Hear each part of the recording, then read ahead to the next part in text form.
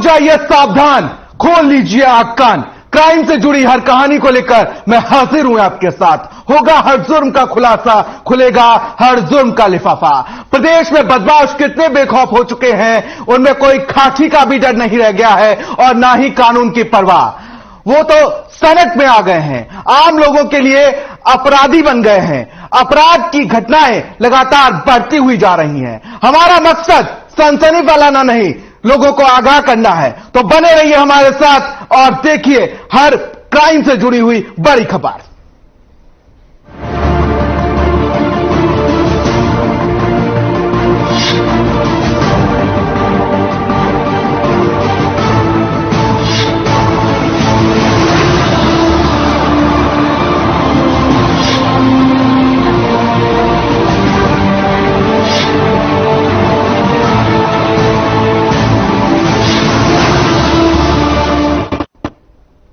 तो पानीपत की जिस वारदात से हम आपको रूबरू कराने जा रहे हैं वो ये बताने के लिए काफी है कि आज के समय में भरोसा नहीं किया जा सकता, फिर वो चाहे आपका कितना ही खास दोस्त क्यों ना हो। पानीपत के युवक ने अपनी दोस्ती पर भरोसे को कायम ना रखकर दोस्त के साथ बैठकर पहले जाम छलकाए। और लेकिन वो कहते हैं ना कि शराब या तो यार देती है या फिर मार देती है, और यहां जाम छलकाने वाले यार को यार ने मार डाला। और जिस वारदात को आपके सामने हम रखने वाले हैं वो आपको यह सोच में डाल देगी कि आखिर भरोसा किया जाए तो किस पर किया जाए।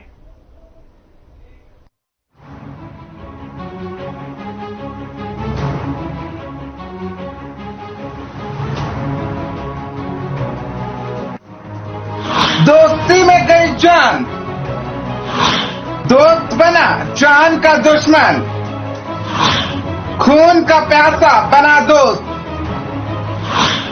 शराब पार्टी बनी आखिरी पार्टी। उसने दोस्ती की, दोस्ती में जीने मरने की कस्में खाई, दोस्ती के तमाम वादे किए और दोस्ती को अंजाम कुछ इस कदर दिया कि सब सन्न रह गए। खून से बढ़कर मानी जाने वाली दोस्ती का यह अंजाम होगा किसी ने सोचा भी नहीं था। या यूं कहें कि खून के प्यासे दोस्त ने दोस्ती को कलंकित कर दिया। पानीपत में दोस्ती को पानी पानी करने की वारदात सामने आई है, जहां एक दोस्त ने दोस्त को मौत के घाट उतार दिया। भले ही किसी जमाने में दोस्ती पर फिल्में बनी हो, दोस्ती को खून के रिश्ते से बढ़कर माना जाता रहा हो, लेकिन कलयुग में उसी दोस्ती का कत्ल दोस्त ने ही कर दिया। जी हाँ, ताजा मामला पानीपत जिले के गांव गांजबड़ से सामने आया है, जहां शराब पार्टी के बाद दोस्त ने अपने ही दोस्त को मौत के घाट उतार दिया। दरअसल झारखंड और बिहार के रहने वाले 3 दोस्त सॉफ्ट ड्रिंक स्टोर पर नौकरी करते थे और दोस्ती इतनी पक्की थी कि एक साथ गांजबाड़ गांव में किराए के कमरे पर रहते थे, जहां एक दोस्त दोपहर 2 बजे फैक्ट्री में नौकरी पर चला गया और बाकी बचे 2 दोस्तों ने कमरे पर शराब पार्टी की। लेकिन बंद कमरे के अंदर दोनों दोस्तों के बीच ऐसा क्या हुआ कि एक दोस्त ने दूसरे दोस्त को मौत के घाट उतार दिया। हत्या की सूचना उस वक्त मिली जब तीसरा दोस्त अपनी ड्यूटी कर रात 11:30 बजे करीब कमरे पर पहुंचा तो उसने देखा कि कमरे के बाहर कुंडी बंद थी।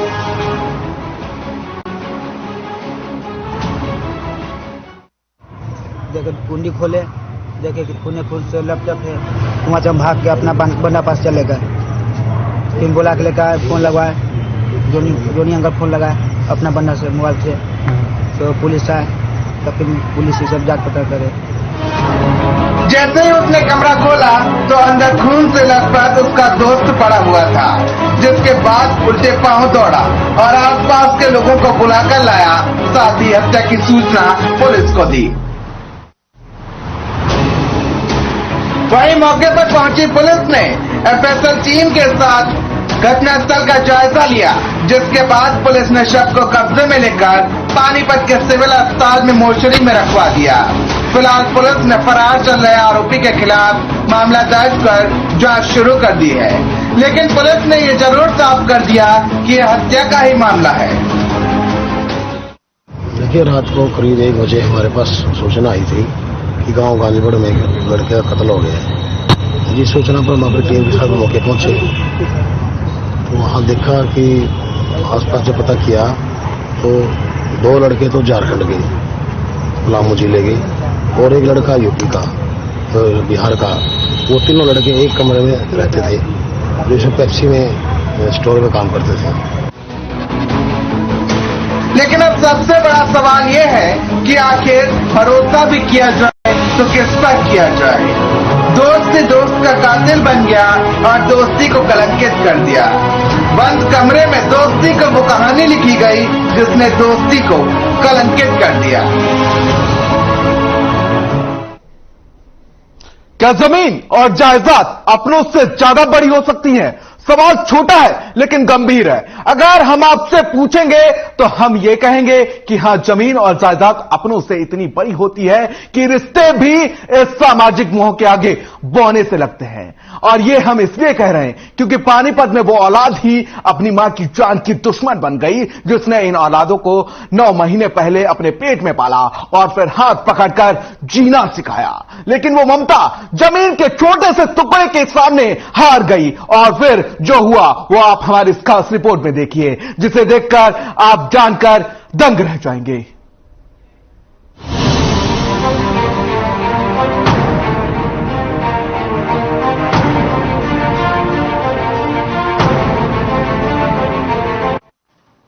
ममता हुई तार तार, कलयुगी बेटे ने किया महापर्वात, पोते और बेटे को नहीं आया तरस, एक साथ बुजुर्ग पर पड़े बरस।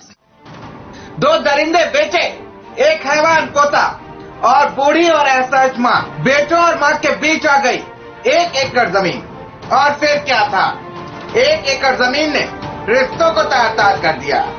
ऐसे कलयुगी बेटे जो अपनी ही मां की जान के दुश्मन बन बैठे। पूरा परिवार बना बुजुर्ग का दुश्मन। 1 एकड़ जमीन पर था सबका मन। पानीपत जिले के गांव गढ़ सरनाई में 1 एकड़ जमीन के लिए रिश्तों की मर्यादा, लिहाज, शर्म को भूलकर अपने ही अपनों के दुश्मन बन बैठे। जमीन पर कब्जा लेने के लिए बदमाश किस्म का पोता और उसके पिता और चाचा ने बुजुर्ग दादी पर हमला कर दिया। आरोपियों ने उससे मारपीट की, उसका गला घोंचकर जान से मारने की कोशिश भी कर डाली। आरोपियों ने महिला के एक बेटे पर भी पिस्तौल तानी। मामले की शिकायत पुलिस को दी गई। पुलिस ने शिकायत के आधार पर आरोपियों के खिलाफ आईपीसी की कई धाराओं के तहत केस दर्ज कर लिया है। और तो कुछ नहीं मांगते, नहीं मांगा भाई, नहीं चाहिए हमने। कब से परेशान कर रहे हो? इन 2 साल हो गए, तीसरी लगी। ऐसे ही परेशान? हाँ, 1 साल तो बहुत ज्यादा करे है। थाने पुलिस ने शिकायत दी थी? पुलिस में पहले भी कई बार लिया, पहले भी गए थे पुलिस में। तो कोई कार्रवाई करी थी? अब कर किया जी। पीट दिया आपके भतीजे? हाँ जी, भी गए थे हमने, दांत जोड़ कर गया था भाई, हम बीच में खड़े, जो तेरे तो पैसे भी देंगे भतीजे का, तेरे तो जमीन भी देंगे, तो इन मारा ना।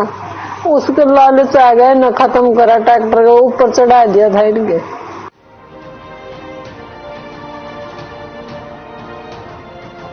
सेक्टर 13-17 थाना पुलिस को दी गई शिकायत में 70 वर्षीय फूलपति ने बताया कि वह गांव की गढ़ सरनाई की रहने वाली है। उसका पोता नरेंद्र पुत्र भाल सिंह, बेटा भाल सिंह और जयपाल उसकी कृषि भूमि को हड़पना चाहते हैं। महिला ने बताया कि आरोपियों ने जबरदस्ती लाठी, डंडा, जेली, गड़ासी से उसके ऊपर हमला कर जान से मारने की कोशिश की। आरोपियों ने उसका गला दबाकर भी जान से मारने का प्रयास किया। बेटे धनपत के घर में वह रहती थी। आरोपियों ने धनपत पर देसी पिस्तौल तान दी। इसके बाद आरोपियों ने धनपत से ट्रैक्टर भी छीन लिया। मैं क्यों बोलूंगा, मैं बोली भाई तुम अपनी में क्यों बोल रहा, अपनी बोलो, क्यों रोड़ा करो, तुम अपनी बोल रहा, ये अपनी में बोलेंगे। जो सा रोड़ा है तो मका कोर्ट का जो केस कर रखा, जो कर फैसला देगी कोर्ट, मका जो कर लिया, जो कुछ करो। ले आकर भाल सिंह ने मेरे दोनों हाथ मरोड़ के आज इस हमारा दोनों हाथा का धक्का में सीधी सीधी जो कर रोटरी में पड़ गई है। महिला का कहना है कि उसका पोता नरेंद्र बदमाश किस्म के व्यक्तियों के बीच रहता है और इसी बात का वह पूरे कुनबे पर धौंस जमाता है। उसने अपने पिता भाल सिंह को भी बड़े बड़े सपने दिखाकर अपने साथ किया हुआ है। आरोपी उसकी करीब 1 एकड़ जमीन हड़पना चाहता है, जबकि उसने इस जमीन पर कोर्ट से स्टे भी लिया हुआ है। आरोपी धमकी देता है कि उसकी बड़े बड़े बदमाशों से पहचान है, पुलिस भी उसका कुछ नहीं बिगाड़ सकती।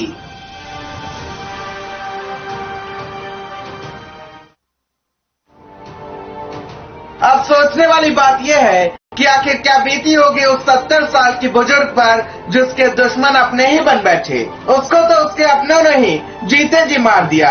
अब देखना होगा कि आखिर पुलिस इस मामले में क्या कार्रवाई करती है। पानीपत से धर्मवीर शेरावत की रिपोर्ट। तो वहीं कोसली में एक मामूली विवाद के चलते 2 युवकों की हत्या का मामला सामने आया है। इस हत्याकांड के बाद पूरे इलाके में सनसनी फैल गई है। आइए आपको बताते हैं कि आखिर पूरा मामला क्या है।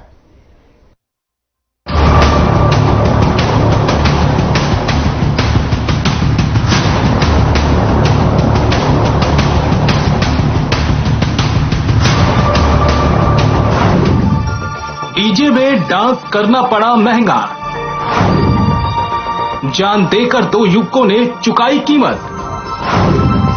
युवकों की बेरहमी से की हत्या, पुलिस ने शुरू की जांच। कोसली में एक शादी में गए अमित और अमन का डीजे को लेकर राजा नाम के युवक के साथ विवाद हो गया। डीजे में नाच गाने पर हुए विवाद को दोनों युवकों ने काफी हल्के में ले लिया और दोनों युवक वापस घर आ गए। लेकिन शायद उन्हें ये मालूम नहीं था कि छोटे से विवाद को लेकर दूसरा पक्ष खूनी खेल खेलने को आमादा हो गया है। राजा ने इस विवाद का बदला लेने के लिए अपने दोस्त के साथ अमित और अमन की बेरहमी से हत्या कर डाली। दोनों युवकों की गुमशुदगी के बाद परिजनों ने पुलिस में शिकायत दर्ज करवाई। पुलिस ने इस मामले में जांच करते हुए राजा और उसके एक साथी को गिरफ्तार कर लिया। राजा ने पुलिस को बताया कि दोनों उसी रात अमित और अमन को साथ लेकर कुएं पर पहुंचे थे। शराब के नशे में दोनों के सिर पर शराब की बोतल से वार किए और फिर शव को कुएं में फेंककर फरार हो गए। पुलिस ने कन्हौरा गांव में एक कुएं से करीब 4 दिन बाद दोनों युवकों का शव बरामद कर पोस्टमार्टम के लिए भिजवा दिया है। पुलिस ने इस मामले में दोनों आरोपियों पर मामला दर्ज कर जांच शुरू कर दी है। गांव के नजदीक एक कुआं है, उसमें 2 लाशें तैर रही। जब उन लाशों को बाहर निकाला, हमने उनकी शिनाख्त कराई तो वो गांव के रहने वाले 2 नौजवान लड़के थे, अमन और अमित 2 लड़के हैं। तो गांव की पहचान हुई तो प्राइमा फिसाए गांव ने कंप्लेंट दी थी कि ये हो सकता है पानी में डूब के मरा। तो हमने उनका पोस्टमार्टम कराया अगले दिन।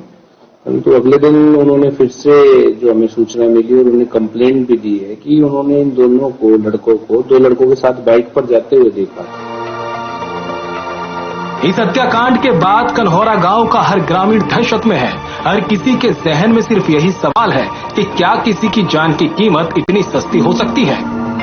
क्या सिर्फ डीजे में डांस को लेकर भी कोई किसी का कत्ल कर सकता है? हालांकि इस मामले में पुलिस ने हत्याकांड के दोनों आरोपियों पर मामला दर्ज कर आगे की कार्रवाई शुरू कर दी है। लेकिन ये हत्याकांड हमारे सामने एक सवाल जरूर खड़ा कर रहा है कि आज हमारा समाज किस दिशा की तरफ जा रहा है। जिन युवाओं की ताकत और दिमाग का इस्तेमाल देश के और समाज के विकास में होना था, आज वही युवा अपराधी बनकर कानून की सलाखों के पीछे नजर आ रहे हैं। आज जरूरत है कि युवाओं को समाज के लिए जिम्मेदार भी बनाया जाए, जिससे वो अपने समय और दिमाग का सही इस्तेमाल कर सके। कोसली से महेंद्र भाटी की रिपोर्ट।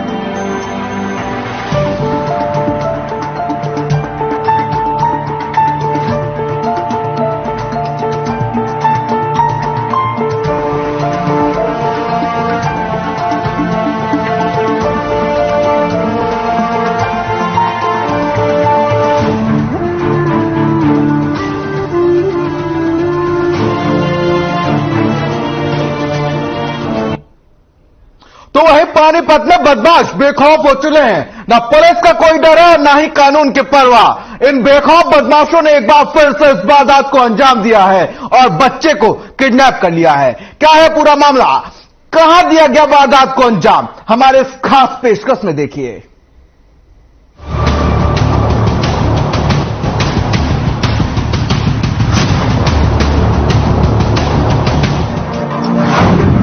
पानीपत में नहीं थम रहा अपराध, पुलिस को अपराधियों ने दिलाई नानी याद। बेखौफ बदमाशों ने बच्चे को किया किडनैप, सो रही पानीपत पुलिस, आप हो जाइए सावधान।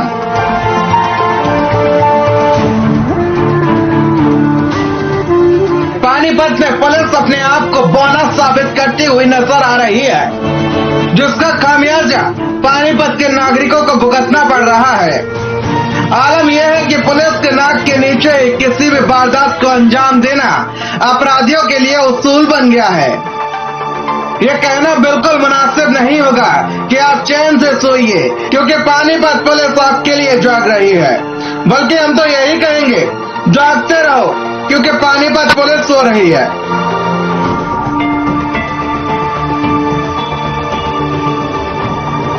शहर के बत्रा कॉलोनी से एक 4 साल के बच्चे का अपहरण हो गया। वारदात के वक्त बच्चा घर से बाहर गली में खेल रहा था। जब बच्चा काफी देर तक नहीं मिला तो परिजनों ने और कॉलोनी के लोगों ने उसे खोजना शुरू किया।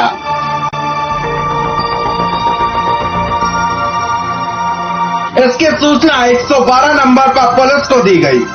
ओल्ड इंडस्ट्रियल एरिया थाना पुलिस ने कॉलोनी में फैक्ट्रियों और दुकानों के सामने लगे सीसीटीवी कैमरों की जांच की, जिसमें एक महिला बच्चे का हाथ पकड़कर जाते हुए दिखाई दी। मां की शिकायत पर महिला पर केस दर्ज कर बच्चे की तलाश की जा रही है।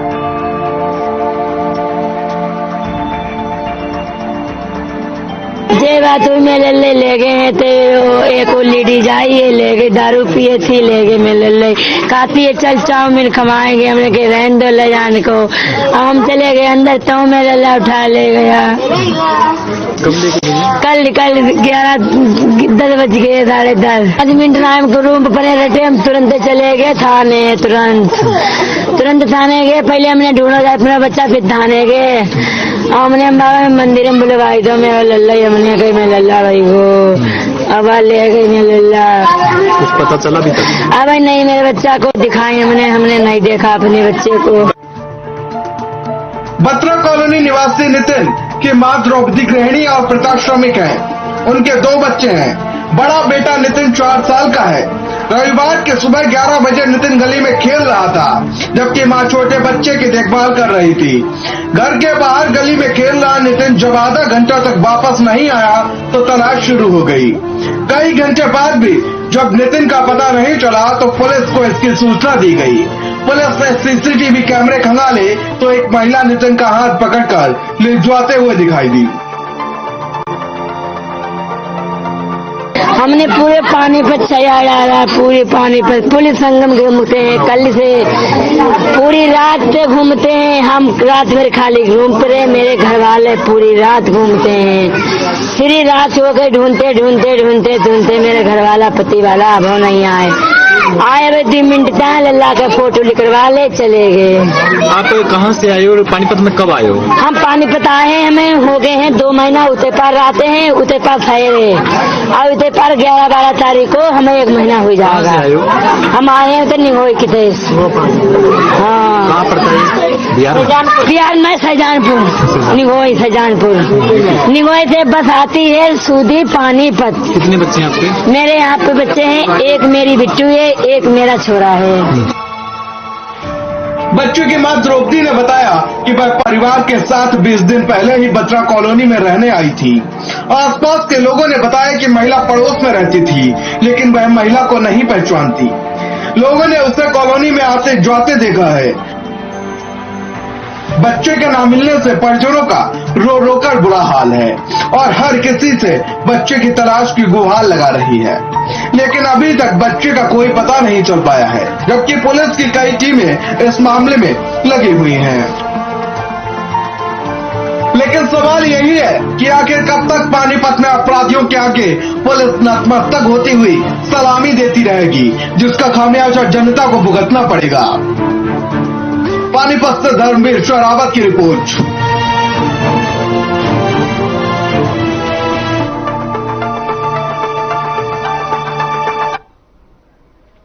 तो वही शिक्षा का मंदिर कहे जाने वाले स्कूल आजकल आए दिन किसी न किसी विवाद को जन्म दे रहे हैं। ऐसा ही एक विवाद फरीदाबाद के जीपीएस सेक्टर 11 से सामने आया है, जहां स्कूल के पीटीआई के पिटाई से स्कूल का 12वीं का छात्र वेंटिलेटर पर पहुंच गया। छात्र फिलहाल दिल्ली के होली फैमिली अस्पताल में जिंदगी की जंग लड़ रहा है। तस्वीरें देखिए और इस सनसनी से भरी खबर का सामना कीजिए।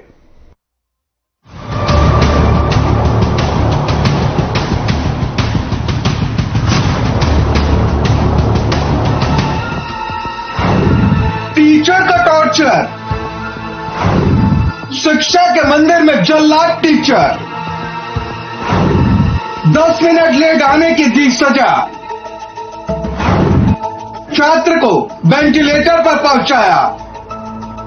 आपने सुना ही होगा कि शिक्षा के मंदिर में टीचर का टॉर्चर, और वो भी मामूली नहीं बल्कि ऐसा कि पिटाई के बाद छात्र अस्पताल के वेंटिलेटर पर एडमिट है।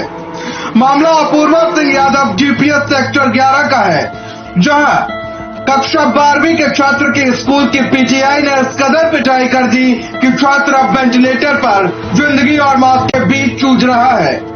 छात्र के अभिभावकों का आरोप है कि बच्चा स्कूल 10 मिनट देरी से पहुंचा था, जिसके चलते पीटीआई ने उसकी पिटाई कर दी। वहीं जब छात्र के परिजन इस मामले में स्कूल प्रबंधन से मिले तो पीटीआई ने बच्चे को मारने की बात ही कबूली है। स्कूल पीटीआई का कहना है कि पिटाई हल्के से ही की थी, लेकिन बच्चा कमजोर है। ये Delhi public school sector 11 D block में है, डी में, और इसको हमारे यहाँ के जो है प्रशासन की लापरवाही की वजह से यहाँ के जो पीटीआई है उन्होंने बुरी तरह से मेरे बच्चे को मारा। बच्चा मेरा होली फैमिली में आज 1 हफ्ते से जिंदगी और मौत की में जूझ रहा है और मैं बहुत परेशान हूँ। और मैं जो है इस बच्चे को मैं प्रेयर करता हूँ कि भगवान इसको बचा ले, और इस प्रशासन के खिलाफ यहाँ जो है डीपीएस के प्रशासन के खिलाफ मैं एक न्यायिक जांच की मांग कर रहा हूँ कि मेरे बच्चे को न्याय मिले। वहीं इस मामले में पीड़ित अभिभावकों ने पुलिस में स्कूल प्रबंधन के खिलाफ शिकायत दर्ज करवाकर मामले की जांच की बात कही है। अब पुलिस पूरे मामले की जांच में जुट गई है। हालांकि स्कूल प्रबंधन इस मामले में लगाए गए आरोपों को सिरे से खारिज कर रहा है। वहीं पीड़ित परिजनों ने सरकार, शिक्षा विभाग और पुलिस प्रशासन से न्याय की गुहार लगाई है। साथ ही डीपीएस सेक्टर 11 स्कूल प्रबंधन की मान्यता रद्द करने की मांग की गई है और आरोपी पीटीआई के खिलाफ कानूनी कार्रवाई की मांग की गई है। 1 तारीख को आया, 2 तारीख को आया, दूसरी तारीख फिर उसी जगह पे चपाटे मार दिए इसने, यहाँ के पीटीआई ने। उसके बाद घर गया, बच्चा बिल्कुल बेहोश हो गया। दूसरे दिन स्कूल आने को तैयार हो रहा था, तब तो बेहोश होकर गिर गया। वो गिरने के बाद मैं इसको नजदीकी स्वास्थ्य केंद्र में ले गया, जहाँ पे वो वहाँ पे एमआरआई के लिए भेजा। एमआरआई की मशीनें खराब हो गई तो इस सिलसिले में उठा के होली फैमिली में एडमिट कराया। बच्चा वहाँ जो है वेंटिलेटर पे है। आज 1 हफ्ता हो गया, बच्चे को होश नहीं आ रहा है। वहीं जीपीएस सेक्टर 11 के प्रिंसिपल मनीष बधवा ने कहा कि वे इस मामले में अभिभावकों के साथ हैं। जांच पूरी होने तक पीटीआई लोकेश को सस्पेंड कर दिया गया है। साथ ही उन्होंने बच्चे के साथ मारपीट वाली बात को सिरे से नकार दिया है। फिर इन्होंने ये आरोप लगाया कि ये जी आपके जो स्कूल में, हमारे स्कूल में जो नियुक्त पीटीआई हैं मिस्टर लोकेश, ये उन्होंने बच्चे के साथ कुछ किया है जिसकी वजह से बच्चा इस पोजीशन में, इस हालत में आ गया है। तो हमने उनको आश्वासन दिया कि हम आपके साथ हैं। इस समय बच्चे की सेफ्टी हमारे लिए पहले है। ये बच्चा हमारा है, ठीक है, और इस समय हमें सबसे पहले बच्चे की सेफ्टी का वो करना है। उनको अभी हमने सस्पेंड कर रखा है सर्विसेज से, जिससे कि पहले पूरी ये कार्रवाई हो, ठीक है। हम भी चाहते हैं कि निष्पक्षता से सारी चीजें सामने आए, और हमने ये आश्वासन दिया है कि हम बच्चे के साथ हैं। फरीदाबाद में हुई इस घटना ने एक बार फिर से सोचने को मजबूर कर दिया है कि क्या किसी बच्चों को इस कदर सजा दी जानी चाहिए। हालांकि स्कूल में बच्चे की बेरहमी से पीछने का ये कोई पहला मामला नहीं है। इससे पहले भी कई ऐसी घटनाएं हो चुकी हैं। अगर इन घटनाओं को रोकना है तो इसके लिए जरूरी है कि इन स्कूलों में पढ़ने वाले बच्चों के साथ साथ वहां पढ़ाने वाले टीचरों के लिए भी सख्त नियम बनाए जाएं, क्योंकि हमारे देश में स्कूलों को शिक्षा के मंदिर का दर्जा दे दिया गया है और जहां बच्चे अपना भविष्य बनाने और देश के विकास में योगदान देने के लिए तैयार किए जाते हैं। लेकिन अगर शिक्षा के मंदिर में ही बच्चे सुरक्षित नहीं होंगे तो फिर क्या इन बच्चों से देश के विकास में योगदान करने की उम्मीद करना बेमानी सा लगता है। फरीदाबाद से संजय गुप्ता की खास रिपोर्ट।